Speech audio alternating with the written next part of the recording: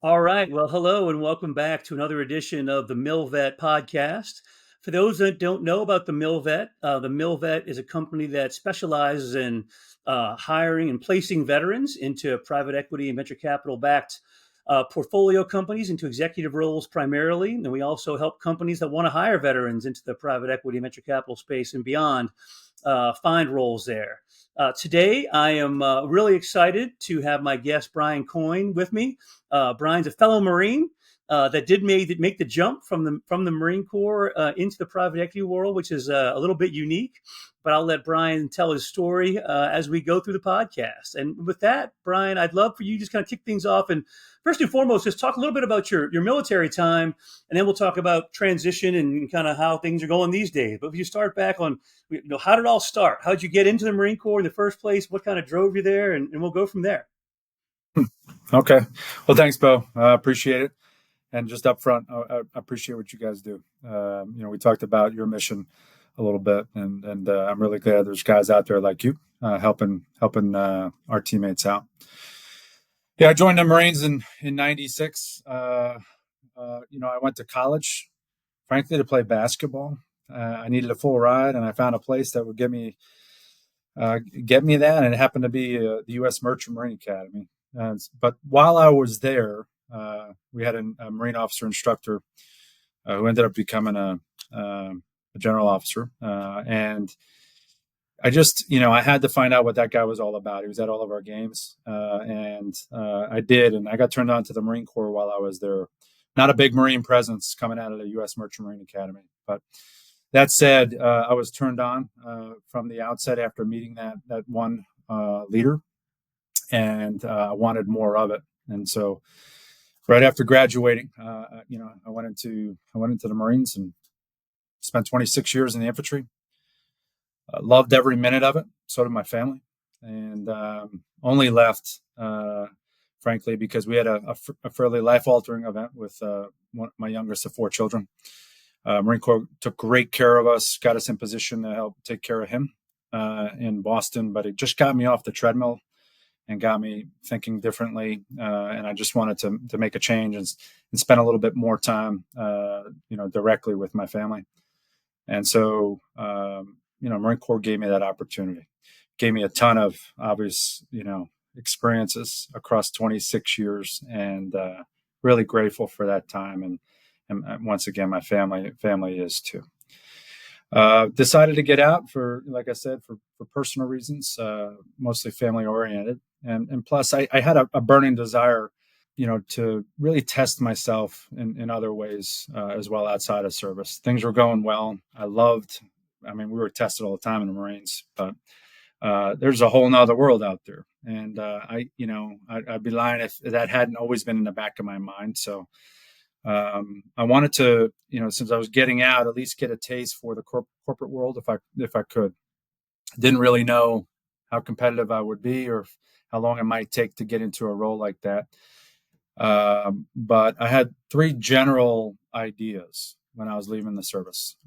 One of them became private equity, and it became that way only after kind of building a network in the civilian side and learning about private equity. And a lot of the way I looked at the Marine Corps and why I joined the Marines and what I experienced in the Marines, a lot of what I heard private equity offered kind of was aligned with that. And so that became one of my primary sort of areas to look into. Another one was sports and sports casting, because I was an athlete my whole life. If I had to pick another interest lane, I thought, well, I like sports. I like being around them. What if I figured out how to try to help, be part of the production and operations that lead to people getting to share sports. So I pursued that as well. And then lastly, defense, because of my background, I was really being shepherded in that direction from the community that I built, after I determined I was leaving the Marine Corps. And the way most of the contacts I was coming across were kind of steering me. You have a background, you've got a security clearance, You had some key jobs that would align to that. It seemed like obviously a pretty easy fit to get into the corporate world and the defense lane. So those are my three primary kind of goals. After I determined I wanted to leave the Marine Corps, Beau, and then within each of those there was a whole journey, and over a course of a couple of months, I figured out what I wanted to do. It's I think, for most of us as we're getting out, especially if you've been around, 20 plus years, the defense world is the one that's the most familiar. And it's where I think certainly I know a lot of my peers and your peers end up. It's great, and it has its pros and cons. And again, everybody has their own fit. But I think it's always interesting to me, and sometimes harder to go somewhere where it's a little more unknown. I mean, defense is, it's the civilian world, but it's civil. It's the military light, right? It's kind of a lot of the same guys doing some of the same things, just wearing a different kind of uniform. Where as you can certainly appreciate, I mean, going into, or as you pursue the sports world, I think a lot of folks have that idea. It's tough because you got to start at the bottom rung. Typically, there's a lot of people that want to go there, and not a lot of spots. And I think the private equity world too. I talk to a lot of folks that are getting out, and that they do say, yeah, I'm really, I'm used to doing things in chaotic situations, and I'm really good at lack of direction, and I can make that happen. So I think private equity would be good for me. And I'm like, that's great, but there's more to it than that, as I know, learn. So Yeah. I'd love to kind of hear, how did you, kind of, or within I guess, even across all those, kind of columns as well, like what resources did you use or find the most valuable to you as you were transitioning out? Yeah, well, I think the key resource was people, and connecting with people who knew more about those lanes than I did. And that wasn't a hard bar to clear, that most people knew a lot more about everything. But finding people that were in each of those lanes, and or just connecting through people to other people who would open their portfolio of contacts to me after an initial call. And that became a key learning for me, frankly, was to never leave a call without asking if they were open to sharing some of their network with me, so I could learn more about that, or potentially find another opportunity that I could pull a thread on to ultimately, accomplish what I, was setting out to do. And I did that in each three of those lanes. But a specific tool that I had no experience with until I decided to leave the Marine Corps was LinkedIn. And I know it's, it's so pervasive at this point. I don't need to explain any of that, but I was not on LinkedIn. I wasn't on any social media. I still kind of am not, except to say that on LinkedIn, it did help, building that profile, and then working my way through people, starting with people I knew first, and then basically mapping the universe, then starting to get more refined into target opportunities in those three lanes, and then identifying people through other people, using LinkedIn as an accelerator, right, or a connector to further aid me to get there, really started to build up. So, I mean, that stuff works, but the key resource was people in my life first that I reached out to start framing out thought and getting a rough sketch in my head into something more refined and actionable. And then, things like LinkedIn, and then, there's other minor vehicles I think I came across, but that's generally it, Beau. Yeah, it's and what you're talking about is networking, obviously, and Yeah. and I think it's funny because so many people, I think, when I talk to a lot of transitioning veterans, they feel somehow like networking's a dirty word.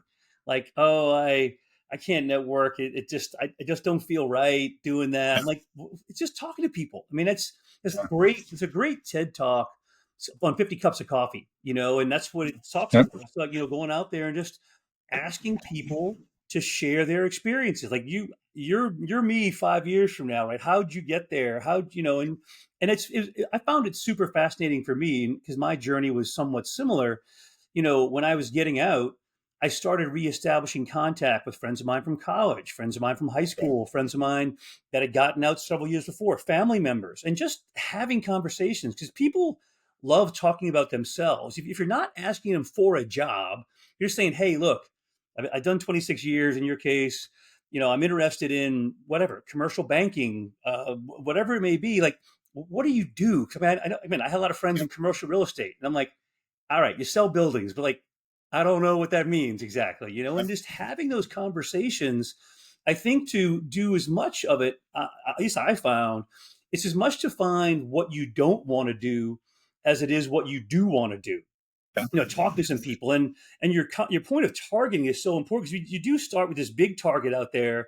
And again, I was an intel guy in the Marine Corps, so it's using Palantirs, using the link analysis of figuring out where is the center point to get to That's the right. person that can actually help me get to where I want to go. So I got to go through three people to get to the leader of whatever that organization is. I mean, the skills translate over, but I don't think a lot of times veterans think in those terms. A lot of times that finding a job is targeting. And then targeting is networking or understanding the network and how do you get to the key node in that network and engage it in some way, shape, or form. So that's exactly what you did. It's very interesting, I think. Yeah, you said it better than I did. You nailed it, and that's exactly kind of the process I went through.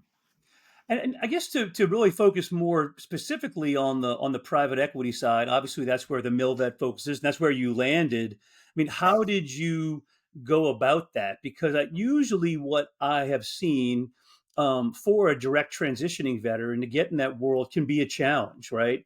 To be able to understand, how to read a P&L, to have kind of the hard skills of what's expected in the PE world aren't things that we're typically exposed to, familiar with in the Marine Corps. But how'd you navigate that? How'd you overcome that? I mean, that's just that to me is always, I think, that there's a delta somewhere between what we have in the military and what I think, at least for most PE roles, are needed. How'd you navigate that world? Right. So first and foremost, through good mentorship up front, and that ties back to the first point about the contacts, human terrain, and how important that really is in the process, the networking. But I had some good mentors up front who then connected me because of my interest to others in that space, and then I started learning about it. But again, I had no drive or background initially to explore private equity. I just started learning about it as I began my overall exploration. And what I couldn't help but in every conversation tie it to what I liked about the Marine Corps, at least in concept, what I was hearing to what I did. It seemed to align. I mean, there were things like, the themes that kept bouncing back to me and talking with individuals who knew that space. Drive for results, expectations being met, accountability, and the discipline that drives accountability, right? And just constantly refining process and results and continuing to go up and right in life. I mean, that's, that kind of powered me. That's in my wheelhouse already. The Marine Corps helped kind of bring all of that out. And because it's fairly binary. You either win or you don't, right? And in our business, and I found that private equity had a similar mindset, right? And so philosophically, I felt like it might be a really good fit. So how did I break into that? I mean, that was important because then I started getting in real, full bore. I don't have a finance background, I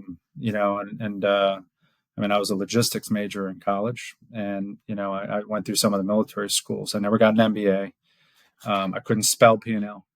So, and I think the key was acknowledging that and just confronting that. And I actually, in many cases, led with that as clearly this is an issue that would be hard for anyone to overlook, but I learned how to take that into, here's what I am good at. And I know these things matter in your space. I have a career of learning in really uncertain environments, and I consider myself to be a fast learner. Why don't you take a chance? I learned to refine what I was looking for and offered, an opportunity to test drive me.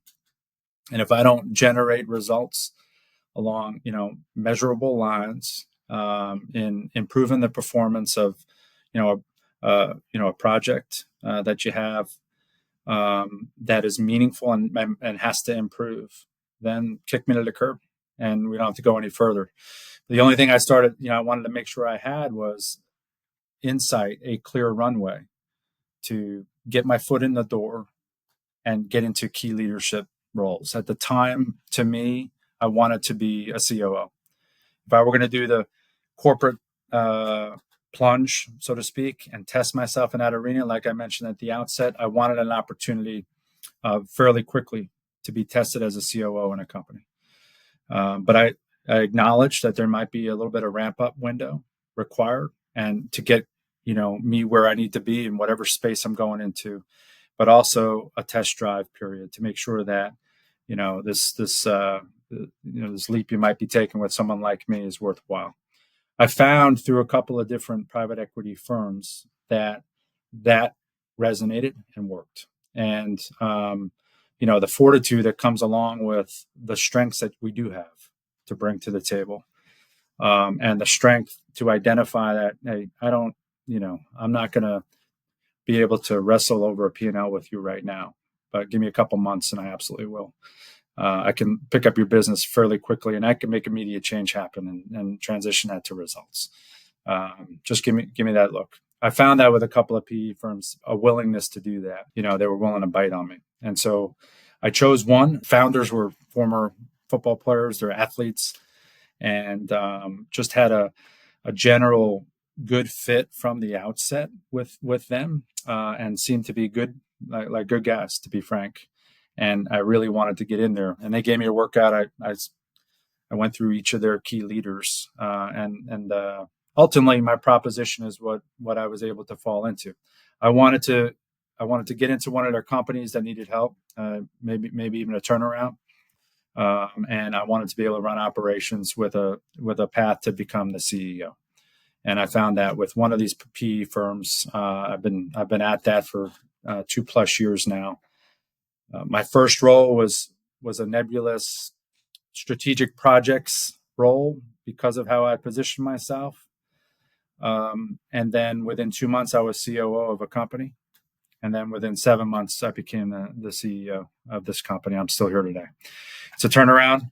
It's a lot of heavy lifting, really good people. We're spread out all over the place. It's a decentralized fight, just like the Marine Corps. It's primarily about leadership, Beau. And along the way, I was able to figure out all the financials and the P&L and the gaps that I had and still have. I have good leaders that I can plug into, and they can help shore those up. And you learn to trust people like you do back in the military. I mean, everybody's an expert in one lane or so. Guys like us become more generalists, and you really start to value those people who are experts, and you learn how to use them when you need them in a good way. Use them to their strengths, right? And so, just like what we were doing, just needed a chance, right? And so that's how I did it. I was, listen. One last point, I'll get back to you on any questions. Not lost on me is the aspect of chance and luck in all this. Right. This is not, I was fortunate. Timing, people, connectivity, and my willingness, to plug into a couple of different units or companies, and willingness to kind of be agile along those lines got me that look, I think. No, that's great, and it's great advice that I think anyone can learn from, and of how you truly translated your skills in reality to the civilian world. And I love something you said, because I think it's interesting. In interviews I did when I was at Amazon, one of my favorite questions was to ask people what their greatest weakness was, and I think you were really you hit a great point. Like you were upfront about what your weaknesses were. You said, "Hey, I don't know everything, but you turned that into a positive. But this is what I do know." And I think that's important, because I had veterans that I interview would say, what's your biggest failure? I've never failed. I'm like, you've never failed. If you've never failed, you are going to be horrible at Amazon. Are you going to be horrible? You need to know how to fail to be successful, because failure, I mean, it's okay to fail, but fail fast and learn from it. But if you've never failed, man, I can't work with you, So I think you have to be able to identify that, hey, yeah, I don't know everything. I've made some mistakes before, but the other thing you talked about, which I think is also super important, is that willingness to learn, right? I mean, that's something that just a skill set that you have to be constantly learning, constantly evolving, and working on yourself, that, seeking self-improvement constantly. And I do think some people can tend to say, well, I've done this. I've been in, O6 command. I got this. Now I'm going to sit back and I'm going to take just give me the course of action brief and I'll tell you what I think we're going to do. And y'all go, it's not how it works, man. It's just not. Nah, But people, I think I know, we know how we all have peers that do think that's how it works. Like, you can just sit back there and they'll come to you like, no, you can't. And I loved how you also talked about, the need to be able, you can't be the bigger an organization.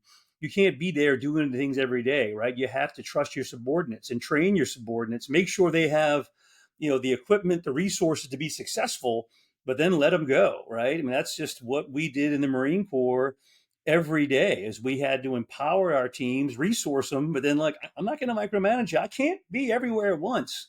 And those things are just so translatable, I think, into the business world. And you found, obviously, a way to be able to verbalize that now. I mean, and maybe it's easier now in retrospect than it was at the time.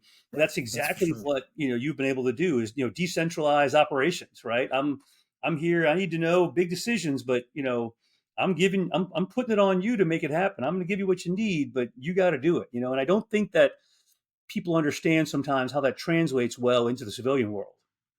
Yeah. No, total correlation, direct linkage, absolutely similar. Commander's intent, and the most important troop leading step, right, of BAMS is supervise, right? Yeah. That balance, especially in a decentralized fight. I mean, it works. It works out here just like it works in the Marine Corps.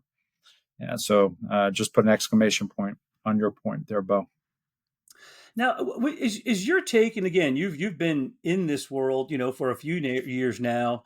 I mean, I guess what advice would you give to those veterans that want to get into this space? I mean, you've kind of said it, I think. But is there anything in particular that you would say that, okay, I'm getting out, 6 months from now or a year from now, and whenever. I mean, it's never too soon to start transition, if you ask me. That's kind of a different topic. But I mean, what advice would you give to folks that want to get into your world? Well, I think if they had some time on their hands, I think it would be smart to start, born into the financials of a company. And, I mean, we had budgets in the Marine Corps that we were responsible for, but very different, than the ins and outs of profit and loss and budgeting, into out year spend, overhead, all of those basic things in the business world. So I think if you could brush off a little bit on that first, I mean, that would be a bit of advice. This is outside of kind of how I mapped my way into this Yeah. space. Those things I mentioned earlier, I think, are really dominant. But I think just building that base of competence, or if you have a background already, then great. But how you really target what you want for your next step, which should be a consideration, right? Of not just the industry or the space that you're interested in, but geographically where you want to be, or at least the general ballpark. Are you flexible on that front and willing to, kind of like the Marine Corps, when you get issued orders, are you willing to go, somewhere where you may not want to go to get your foot in that door? And I think your willingness and how you're open and agile up front will give you opportunities and potentially get you to where you want to be in the first place. But if you're not willing to kind of give in certain lanes, like some people aren't, then just be clear-eyed about that. That's all. It might be a longer road to hoe for you if you don't have space to trade on that front. I think clearly your family needs to be along with you and that piece of it. So what do you do with your family? Because the next step would be you need some off time too, and you need to enjoy life after the military. This is a demanding place, the private equity space, because of the accountability, the discipline, the expectation for results, which we're well suited for. But if you're leaving the Marine Corps or the service to try to get into the private equity space and think that there's some sort of, step backward in terms of energy, commitment, right? Then, you may want to think about this lane a little harder. But if your family is on board with that, you have the energy, they've got the energy, you're going to go to a general area that you're interested in. Don't lose sight of the fact that, you shouldn't put them at risk. Definitely not in this step, especially if you're prone to be like that when you served. Right. So you got to have your family alongside. And I think geography, family. Last piece is, kind of tied to the two, but recreation. What do you guys, what do you guys like to do? If, how much of that do you want in your life? Do you want to be able to volunteer and do certain things? Where's the best place given all of these things so that you're actually graduating as a human when you take the next step? Because you can get all of that if you're mindful of it at the outset. So I would offer that advice. Compensation is a piece of it. And I think many people are attracted to this space because of the potential for compensation, right? And big payoff if you build something that improves. But that certainly shouldn't be everything. And nor should be working yourself to the bone and losing your family. Nor should it be you not having a chance to go coach your kids' basketball team if you were never able to do that in the military. And if you want to help people out and volunteer and do things that you weren't able to do because you were deploying or training all the time, then make sure you're thinking through that, and then make sure, or then decide if this space is right for you, or maybe another one is right for you. That would be my advice. Just 360 look this thing.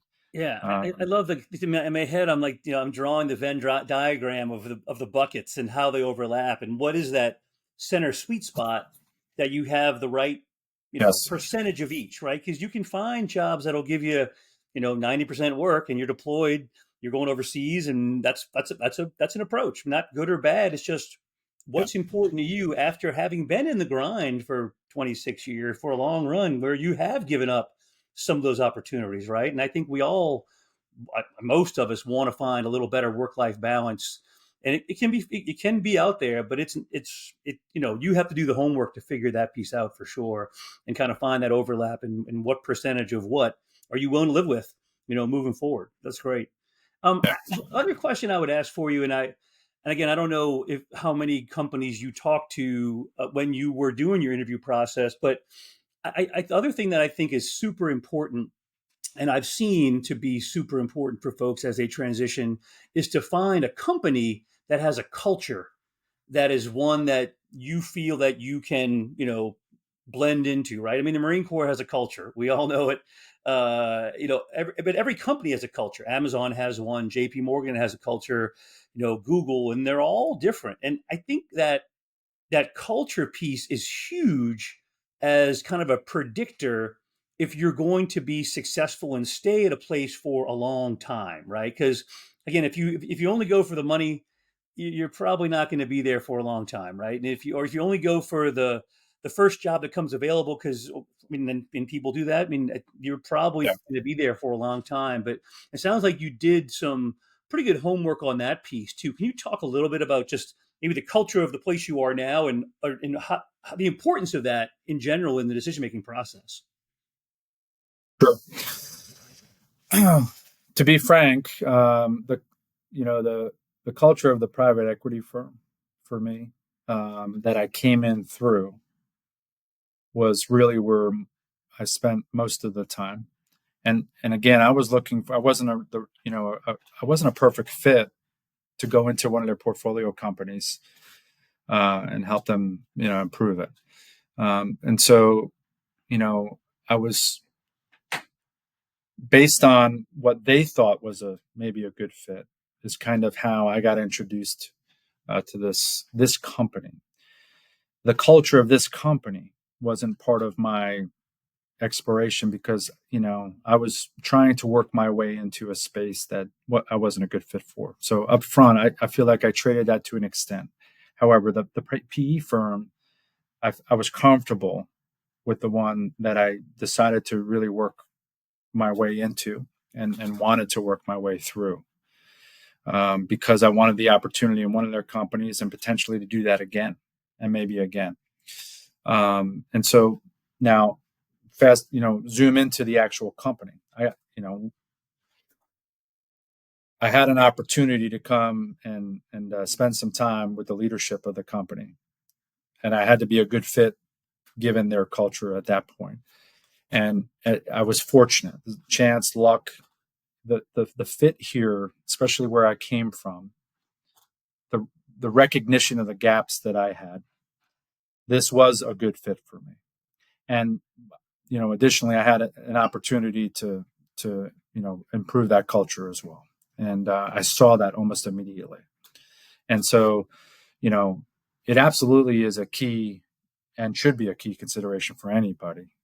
I just kind of walked you through mine. Maybe was a little bit more non-standard than, hey, I'm looking for a company right now that has this type of culture. I was willing to accept the fact that if I were given the chance that I was asking for, I'd have the opportunity to shape the culture myself.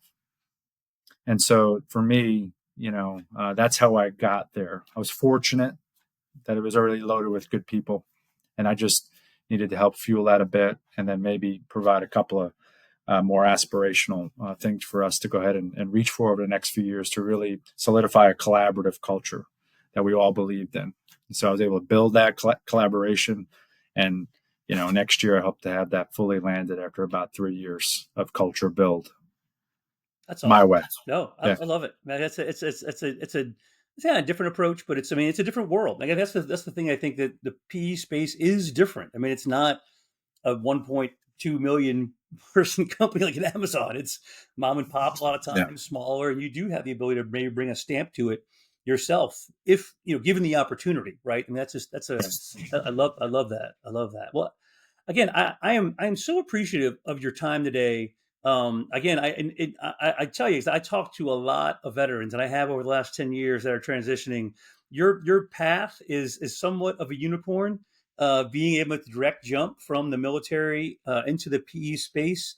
But it shows you can be done if you do the right things. And a little bit of luck, a little bit of networking, a little bit of timing. There's all those things are involved, but you do your homework and you can make that jump. Other folks can make that jump too. So I thank you for the insights. I think they're super helpful for a lot of folks that people ask me the question of how do you do it? I'm like, man, I'd rather talk to right to the horse's mouth. It can be done. And we have proof of it putting right here. So thank you so much for the time. And any last thoughts or parting words of wisdom before we shut down here? No, just if I could latch onto that last one, Beau, for real, if I could do it, anyone could do it. And I mean that. Any of the veterans getting out now, if you want something, just go after it, and you'll figure out a way to make it happen. You might fail once or twice, like you mentioned earlier, but there's a way to get there. And then lastly, thank you. Thanks, Beau. Thanks for this, but importantly, thanks for what you and your team are doing there. That's good work, and our community needs it. So hats off to you. All right. Well, hey, thanks again for the time today. And I say, hey, for those out there that want to get into the PEVC space, the MilVet can help, we think. MilVet.org, themilvet.org. We'd be happy to help you. Reach out to us. And again, with that, we're signing off. So thanks again, Brian. Appreciate it, man. Out here. You bet. Anytime.